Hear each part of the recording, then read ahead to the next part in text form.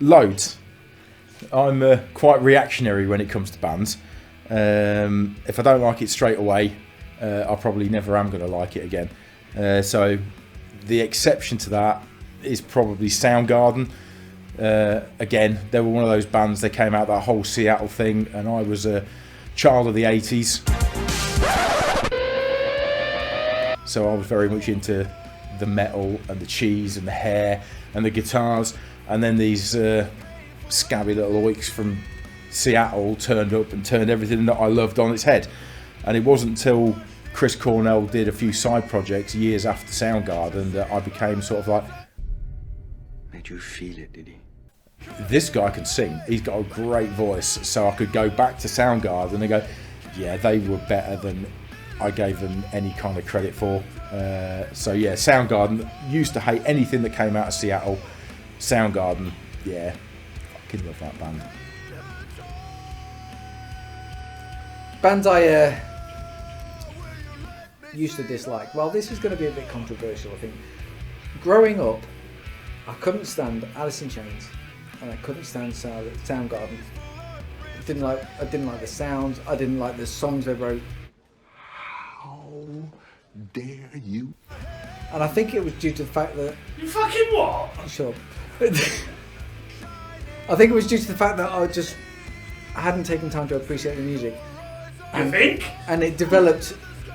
My appreciation of their music developed over time. And I think that the first album I heard from Soundgarden was Super Unknown, and I thought, yeah, it was alright. It was good. Black Hole Sun I thought was excellent. But the other songs I didn't really get until I decided to sit back and listen to them and take my time. And then I heard Loud Love, and from there I really understood what Soundgarden was all about.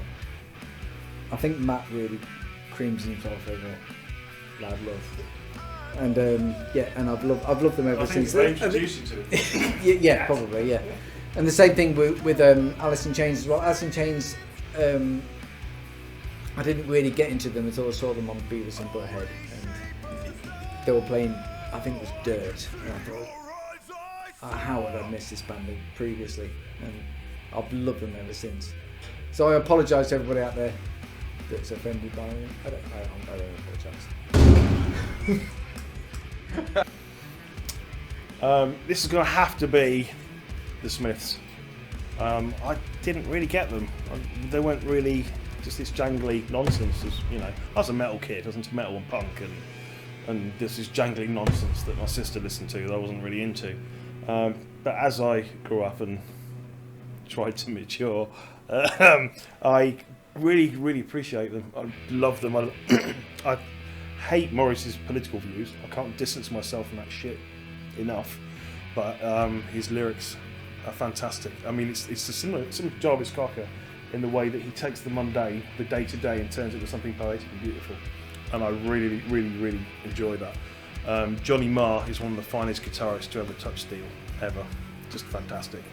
Bass lines are hooky and catchy, and yeah, just absolutely adore them now. The band that springs to mind is probably Slipknot. I think it was at a time when I first heard Slipknot and saw Slipknot on TV.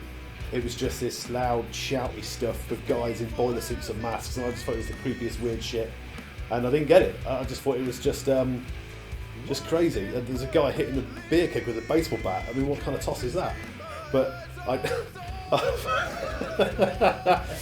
yeah. But you look back, and it was actually you're rather a stone sour when I heard them and realised it was actually Corey Taylor. And I was just thought, actually, that's brilliant. That's what I imagined Slipknot might be if I could understand what the guy was singing. And they took the masks off. English, motherfucker, do you speak it? So then you go back to look at Slipknot and you think, actually, these guys are brilliant. They're just brilliant. And I get now that that was their gimmick. That's what they did. Fans loved it. I now like the beer keg. I wish I had a beer keg. I could hit. But it was one of those things. Another band I think at the time, when I was 15 or 16, System of a Down. Just a weird one. I don't know. It was. I heard the song, the lyrics, "When Angels Deserve to Die," and I was like, "What have the Angels ever done? That's a bit harsh." And they're heavenly people, you bastards. And but no, you look back and you kind of think they had their moments of brilliance as well, I think. So, yeah, that's my answer.